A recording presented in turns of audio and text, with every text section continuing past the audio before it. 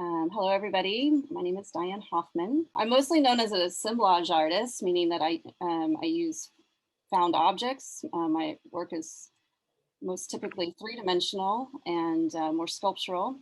But my early beginnings, I started as a collage artist with using just two-dimensional papers. That was my beginnings. Definitely feels like my home base. During the pandemic, I found that I was craving a lot of space and simplicity. So I was dreaming of wide open spaces and vacations to escape to. And I really feel like that sort of lent to the aesthetic of my collages that I created. Rather than having a lot of imagery, I really broke it down to just 2 or 3 cutout pieces. And then I put in an object, and I focused a lot of work in the backdrop. I used various mediums. Collage is always a series of happy accidents. No matter what you might envision your final piece to turn out to be, you have to really go with the flow and just roll with the punches, so to speak, which has been a great exercise just in patience and perseverance. This piece is called Halfway to Nowhere.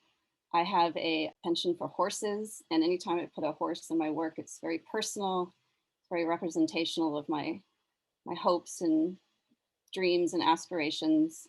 And this is called Starting Somewhere. So to reach any goal or dream, you have to start somewhere.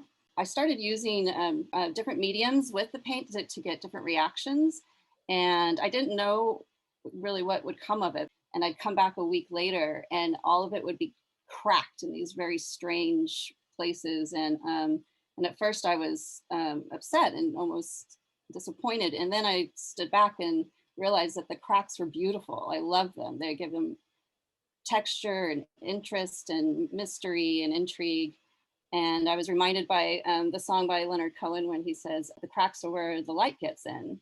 So I really emphasized the cracks, and I went in and I took watercolor and I painted in every single crack. So it looks like there's different colors coming through the crack. And this is the edge of everywhere. I had just completed earlier this year a very different sort of assemblage series.